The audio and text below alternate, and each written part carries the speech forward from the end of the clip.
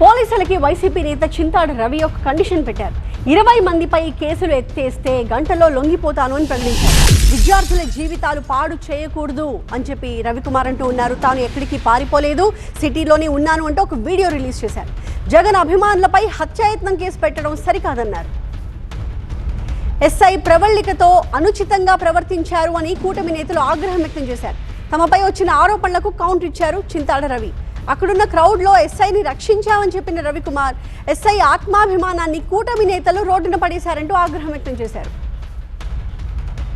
20 మంది మీద కేసులు తీసేయండి, నా మీద మరి 10 కేసులు పెట్టండి, నేను గంటలో వచ్చి మీ ముందు నేను సరెండర్ అవుతాను. ఒక గంటలో నేను ఛాలెంజ్ చేస్తున్నాను. నేను ప్రభుత్వానికే ఛాలెంజ్ చేస్తున్నాను. నేను ఇది నిజమేది. మీరు కావాలంటే దాన్ని మీరు 20 మంది మీద కేసులు తీసేయండి, నేను ఒక గంటలో వచ్చి మీకు సరెండర్ అయిపోతాను.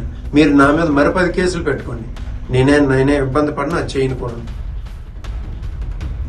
మొన్న కేసు పెట్టినటువంటి 21 మందిలో 20 మంది నేను కాకుండా ఇంకొక 20 మంది ఉన్నారు. వాళ్ళలో ఎంతో మంది ఇప్పుడు యూనివర్సిటీలో కూడా చదువుతున్నటువంటి విద్యార్థులు ఉన్నారు. జగన్మోహన్ రెడ్డి గారి అభిమానులు ఉన్నారు.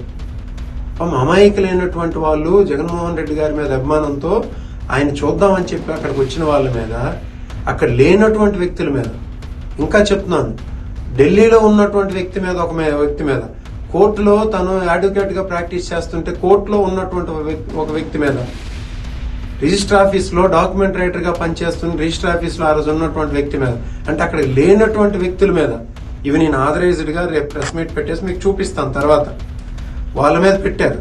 వాళ్ళందరూ అమాయకులు. వాళ్ళని ఏదో ఒక విధంగా కోర్టు ద్వారా కేసుల నుండి బయట పెట్టాలనే బయట పెట్టే ప్రయత్నంలో భాగంగా ఒక కోర్టుకు వెళ్ళి వాళ్ళని తీసుకొచ్చి ఏదో ఒక విధంగా ఉపశమనం కల్పించాలనే భాగంగానే ఈరోజు ఆ ప్రయత్నంలో ఉన్నాం మేము.